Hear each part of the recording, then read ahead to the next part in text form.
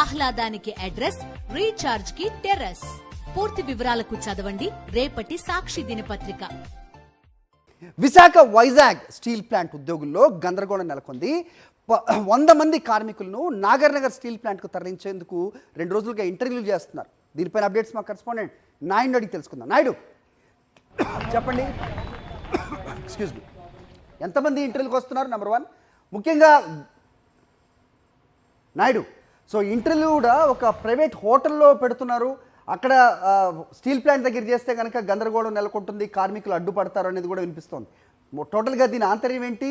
So ప్రైవేటీకరణ చేసేందుకే ఈ ఎత్తుగడ అనేది కూడా కార్మికుల్లో ఒకంత ఆందోళన కూడా నెలకొంది. ఏం చెప్తారు?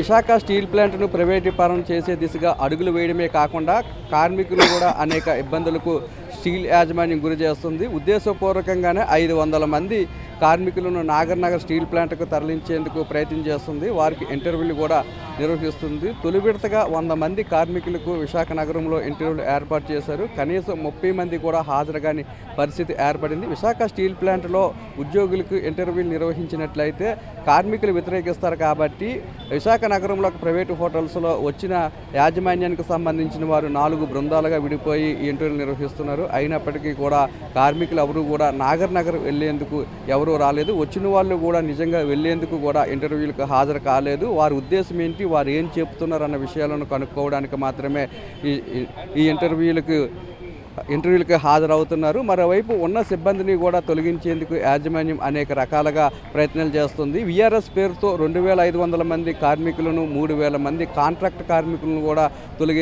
తొలగించేందుకు కూడా యాజమాన్యం ప్రయత్నం చేస్తుంది. వీటన్నింటి కూడా కార్మికులందరూ కూడా తీవ్రంగా వ్యతిరేకిస్తున్నారు. ఇప్పటికే 10,000 వరకు కూడా ఖాళీలు ఉన్నాయి. కాంట్రాక్ట్ సిబ్బందితో పాటు రెగ్యులర్గా భర్తీ చేయాల్సిన ఉద్యోగులు ఉన్నాయి. వాటన్నింటినీ కూడా భర్తీ చేయకుండా తాత్సారం చేస్తుంది. కేవలం 10,000 మంది ఉద్యోగులతోనే స్టీల్ ప్లాంట్ నడుస్తుంది. ఒకవైపు అనుకున్న స్థాయిలో ఉత్పత్తిని సాధించేందుకు ఉద్యోగులను భర్తీ చేయాల్సిన స్టీల్ యాజమాన్యం ఉన్న ఉద్యోగులను తొలగించి ప్రైవేటీకరణ వైపు కూడా అడుగులు వేస్తుంది. దీన్ని మనం తీవ్రంగా వ్యతిరేకిస్తున్నామని చెప్పి కార్మికులంతా కూడా తమ అసంతృప్తిని వ్యక్తం చేస్తున్నారు. వీటన్నింటినీ కూడా వ్యతిరేకిస్తూ వచ్చే నెల 2, 3, 4 తేదీల్లో రాష్ట్ర స్థాయి ఉద్యమానికి కూడా పిలుపునిచ్చారు. రాష్ట్రంలో ఉన్న అన్ని వర్గాలను కలుపుకొని పెద్ద ఎత్తున ఉద్యమం చేయడానికి కూడా సిద్ధమవుతున్నారు.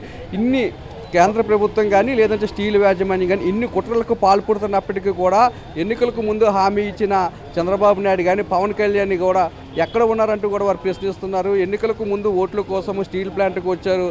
విశాఖ స్టీల్ ప్లాంట్ ప్రైవేటీకరణ జరగకుండా కాపాడుతామని ఒక హామీ ఇచ్చారు. ఇచ్చిన ఇద్దరు నేతలు కూడా ఎక్కడా కూడా కనిపించలేదు. వారిద్దరూ ఏం చేస్తున్నారు? విశాఖ స్టీల్ ప్లాంట్ కోసము కూటమి ఎమ్మెల్యేలు కానీ ఎంపీలు కానీ రాజీనామాలు చేయాల్సిన అవసరం లేదని, విశాఖ స్టీల్ ప్లాంట్ ప్రైవేటీకరణ కావద్దు అంటూ ప్రధానమంత్రి నరేంద్ర మోడీ మీద ఒత్తిడి తెస్తే సరిపోతుందనే అభిప్రాయాన్ని అయితే కార్మికులంతా కూడా వ్యక్తం చేస్తున్నారు. హరి రైట్ నాయుడు.